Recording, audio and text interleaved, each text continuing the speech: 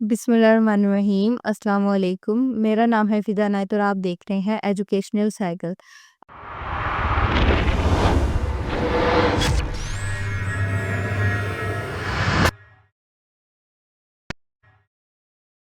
आज की जो हमारी वीडियो है उसमें हम देखेंगे कि फॉर्मल और इनफॉर्मल लैंग्वेज में क्या डिफ़रेंस होता है और इन दोनों को हम कब यूज़ करते हैं और उसके अलावा आप अपने एक बेस्ट फ्रेंड की तरह अपने बॉस से बात क्यों नहीं करते? क्या डिफ़रेंस होता है कि आप अपने बेस्ट फ्रेंड से अलग तरीके से बात करते हैं और अपने बॉस से अलग तरीके से बात करते हैं। आज की वीडियो में हम यही देखेंगे कि फॉर्मल इनफॉर्मल लैंग्वेज कहाँ इंग्लिश कहाँ यूज़ होती है और इसको हम कैसे स्विच कर सकते हैं और हम मुख्तलिफ सिचुएशंस में जैसे बॉस से बात कर रहे हैं तो अलग तरीके से क्यों बात करते हैं और अगर हम अपने किसी फ्रेंड से बात कर रहे हैं तो अलग तरीके से बात क्यों कर रहे हैं। उससे पहले अगर आपको मेरी वीडियो समझ आती है तो प्लीज़ मेरे चैनल को सब्सक्राइब करें, आप कमेंट्स करें, शेयर करें। आप मुझे सजेशन देना चाहें तो वो कमेंट सेक्शन में दे सकते हैं। अगर उसके अलावा आप यूनिवर्सिटीज़, कॉलेजेस के असाइनमेंट्स या कुछ प्रेजेंटेशंस बनवाना चाहते हैं, पीपीटी तैयार करवाना चाहते हैं, वो भी आप मुझे बता सकते हैं। हाँ, कमेंट सेक्शन में आप मुझे बता सकते हैं, मैं उस पे भी काम करने की कोशिश करूँगी और उसके अलावा अगर आपको मेरी वीडियो समझ में आती है तो प्लीज़ मेरे चैनल को सब्सक्राइब करें। तो आज की वीडियो को स्टार्ट करते हैं। तो सबसे पहले हम देखते हैं कि फॉर्मल और इनफॉर्मल का जो एक डिफरेंस है वो क्या है। फॉर्मल में जैसे आप कहते हैं हेलो मिस्टर स्मिथ और इनफॉर्मल में आप कहते हैं हे और फॉर्मल में जैसे I apologise for the delay और इनफॉर्मल लैंग्वेज में आप सिर्फ इतना कह सकते हैं sorry I am late. Formal language में जैसे आप ये कहते हैं कुड यू असिस्ट मी लेकिन इनफॉर्मल में आप ये कह सकते हैं can you help me out. तो ये कुछ सेंटेंसेस हैं, कुछ सिचुएशन है जिनमें हम कुछ लफ्ज़ों का यूज़ करते हैं लेकिन वो कैसे डिफरेंट हो जाती हैं फॉर्मल और इनफॉर्मल लैंग्वेज इंग्लिश के अंदर या फॉर्मल या इनफॉर्मल सिचुएशन के अंदर मुख्तलिफ सेंटेंसेस या मुख्तलिफ वर्ड्स को हम कैसे या क्यों यूज़ करते हैं, या आपने यहाँ इनका डिफरेंस देखा। उसके बाद हम ये देखते हैं कि हम इनमें से फॉर्मल को कब यूज़ करते हैं और इनफॉर्मल को कब यूज़ करते हैं। फॉर्मल को जैसे हम यूज़ करते हैं जॉब्स के लिए, ईमेल्स के लिए, ईमेल्स टू टीचर्स जो-सी होती हैं या जॉब्स होती हैं या ऑफ़िशियल डॉक्यूमेंट्स होते हैं, वहाँ हम जो फॉर्मल इंग्लिश होती है हम उसे यूज़ करते हैं।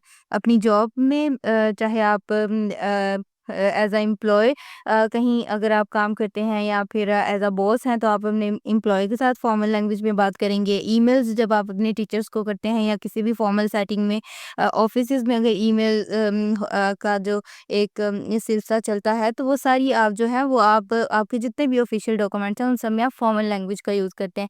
लेकिन जो इनफॉर्मल लैंग्वेज होती है जैसे आप अपने फ्रेंड से बात कर रहे हैं या सोशल मीडिया है या टेक्स्ट आप चैटिंग वगैरह कर रहे हैं, वहाँ वो सारा जो है वो इनफॉर्मल जो इंग्लिश है वो आप यूज़ करते हैं, यहाँ फॉर्मल इंग्लिश का यूज़ नहीं करते। अब ये एक क्विज़ है और इसका आंसर आप मुझे कमेंट सेक्शन में कर सकते हैं कि एक कॉलेज ऐसे के लिए कौन-सा सेंटेंस ज़्यादा बेहतर रहेगा? द एक्सपेरिमेंट वाज़ लिट या फिर द रिजल्ट्स वर सिग्निफिकेंट। अब आप मुझे बताएँ इनमें से कौन-सा जो ए या बी ऑप्शन है, इन दोनों में से कौन-सा अच्छा होगा? ये आप मुझे कमेंट सेक्शन में बता सकते हैं।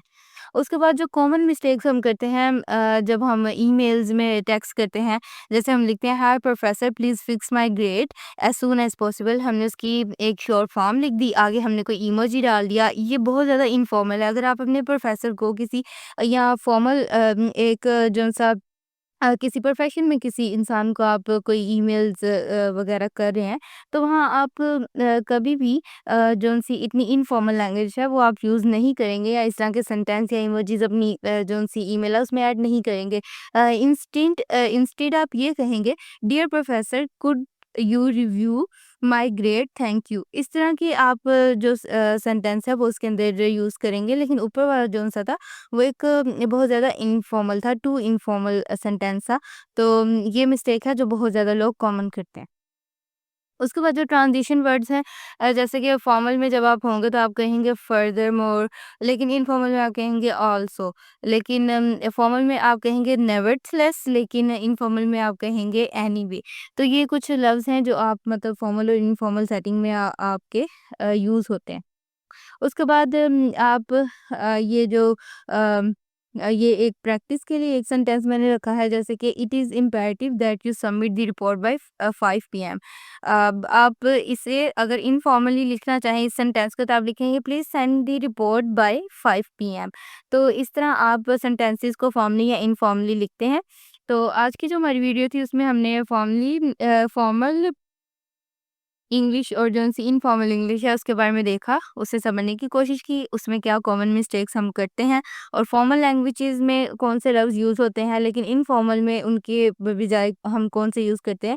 ये आज की जो हमारी वीडियो है उसमें हमने देखा और समझा। आई होप कि आपको आज की वीडियो समझ आई होगी। अगर समझ आई है तो प्लीज़ मेरे चैनल को सब्सक्राइब करें, शेयर करें, कमेंट्स करें। आप कुछ सजेशंस देना चाहें वो भी कमेंट सेक्शन में दे सकते हैं। कुछ रिकमेंड करना चाहें वो भी बता सकते हैं। मैं इंशाल्लाह उन टॉपिक्स पे ज़रूर वीडियो बनाऊँगी। Thank you.